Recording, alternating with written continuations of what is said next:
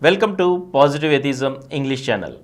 Today I am going to continue from the last episode the article on the necessity of scientific outlook and secularism written by Dr. K. Veeramani.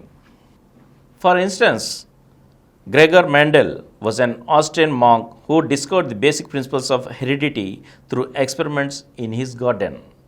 Mendel's observations became the foundation of modern genetics and the study of heredity, and is widely considered a pioneer in the field of genetics.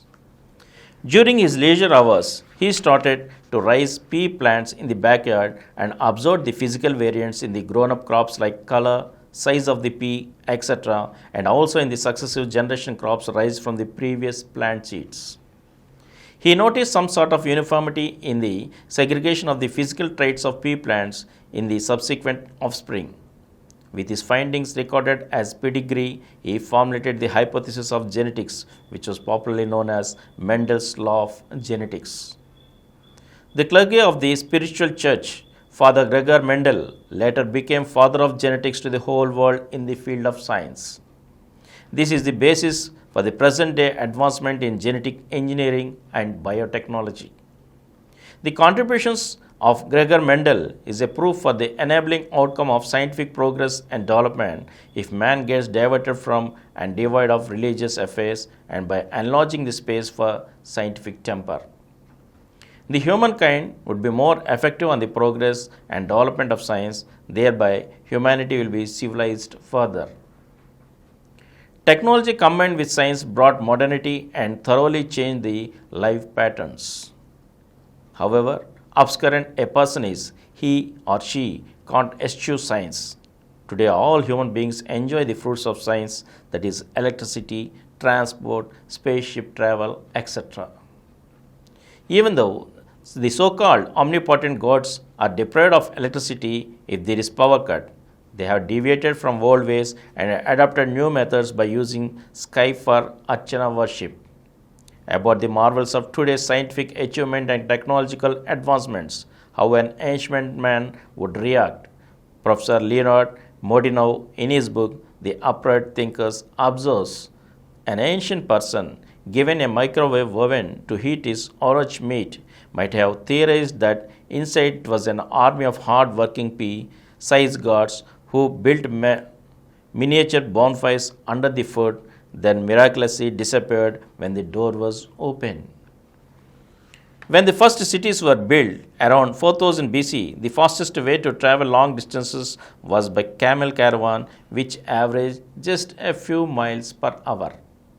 Somewhere between 1000 and 2000 years later, the chariot was invented, raising the maximum speed to about 20 miles per hour.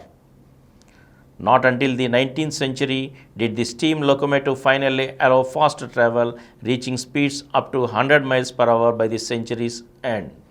But although it took humans 2 million years to graduate from running at 10 miles per hour to racing across the country at 100 miles per hour, it took only 50 years to achieve the next factor of 10 with creation of an aeroplane that could fly 1000 miles per hour. And by the 1980s, humans were traveling at more than 17,000 miles per hour in the space shuttle. In the evolution of other technologies exhibits a similar acceleration. Take communications. As late as the 19th century, the Reuters news service was still using carrier pigeons to fly stock prices between cities. Then, by the mid 19th century, the telegraph had become widely available, and in 20th century, the telephone. But while it took 81 years for the landline telephone to achieve a market penetration of 75%, the cell phone achieved that in 28 years and the smartphone in 13. In recent years, first email and then texting largely supplanted phone calls as a tool for communication, while the phone is increasingly employed not for phone calls but as a pocket computer. The school academic syllabus must be devoid of religious text in the name of being introduced as literature subjects. The minimum scientific knowledge must be made compulsory in all sorts of disciplines, which will create positive approach in their career and personal life.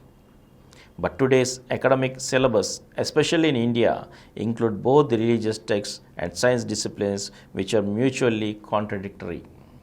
The result is the efficacy of the science knowledge remain merely as learned theory without any bearing in its practical application. For instance, students who learned of the scientific background of occurrence of solar and lunar eclipses during their academic studies are restricting their movement outside their homes by immersing their bodies water-state with the superstitious belief that the snake breeds of Ragu, Kedu are swallowing the sun and moon at the hours of respective eclipses. Such practices are followed by the science teachers and even the scientists shutting down their scientific outlook. To such an extent, their religious faith has corrupted their minds. Recently, the Nobel laureate for physics Dr. Venkatraman Ramakrishnan, while addressing at Mysore University in Karnataka, has pointed out thus, scientists being humans are imperfect and irrational, but the process of science protects one from biases and irrationality. Venkatraman Ramakrishnan has added value to the real manifestation of science in the practical life without an iota of religious tinge. And from here, I shall read out in the next episode. Thank you.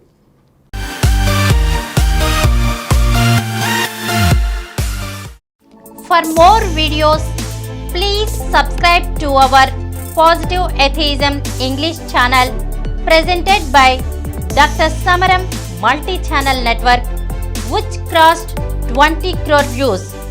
Please like, subscribe and share our videos, and for notification of our new videos, please click the bell icon. Please download Samaram Channels app from Google Play Store and watch your favorite channels. Click the bell icon and subscribe to the channels.